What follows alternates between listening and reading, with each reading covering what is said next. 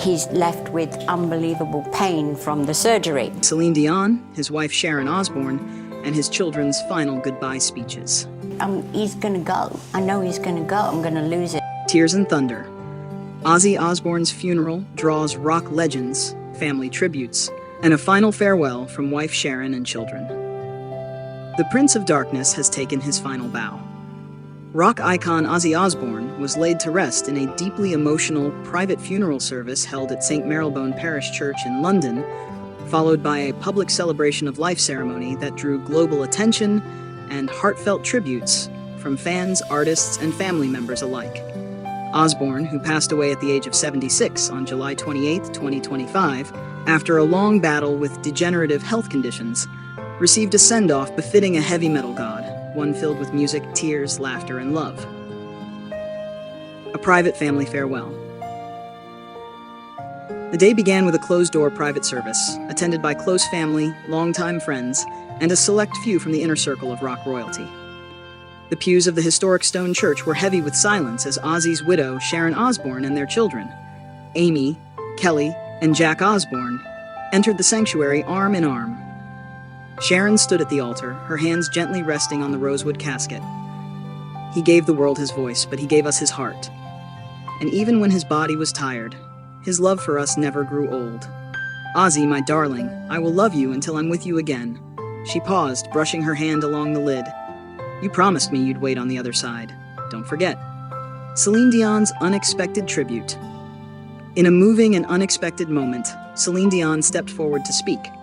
Though not known publicly for being close friends, she and Ozzy had formed a quiet bond in recent years, two performers who knew the burdens of fame and the fragility of health. Ozzy was chaos to the world, but kindness in person. When I was sick, he wrote to me every week. He told me, Celine, you still have music in you. Don't let the silence win. Today, I say the same to him. Ozzy, your voice will never fade, we will carry it. She then closed her eyes and sang a raw, stripped-down rendition of Hallelujah. The chapel filled with quiet sobs as her voice echoed through the air. Children's final goodbye speeches. Each of Ozzy's children stepped forward to share deeply personal goodbyes. Aimee Osbourne, reserved and introspective, stood tall in silence before speaking. To the world, you were a legend. To me, you were Dad. The man who told me bedtime stories with vampires and angels and reminded me that being strange was a kind of magic. I'll miss our Sunday talks. I'll miss your voice calling me Little Star. Kelly Osbourne, her eyes hidden behind a black veil, clutched her speech tightly. You were the loudest man in any room, but you were also the one who noticed when I was hurting. You called me your mirror, and I see you in everything I do. I just hope I made you proud. I love you, Daddy. Then came Jack Osbourne, steady and strong, his voice thick with emotion as he stood beside his own children. My father wasn't perfect, and he never pretended to be, but he showed me how to stand up after every fall, how to fight for what matters, and how to laugh when the world felt heavy. You didn't just raise a family, Dad. You raised a storm, and now it's our turn to carry that thunder. A global farewell. Following the private service, a massive public celebration of life took place at Hyde Park, where thousands of fans gathered beneath the summer sky. A giant screen displayed unseen footage from Ozzy's life, early Sabbath gigs, behind-the-scenes family videos, tender moments with grandchildren.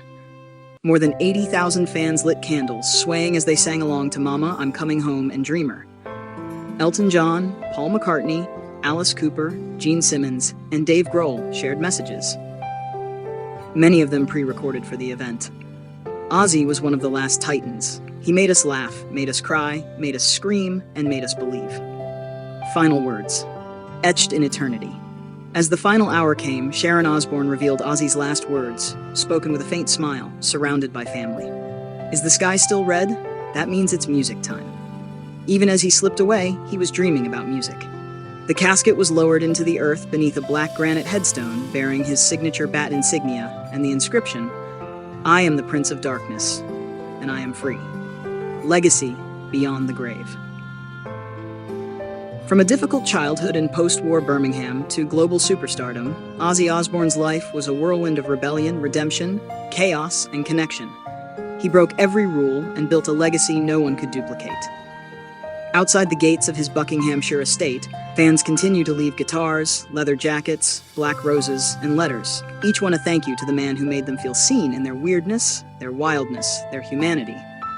Ozzy may have left the stage, but his song will never end.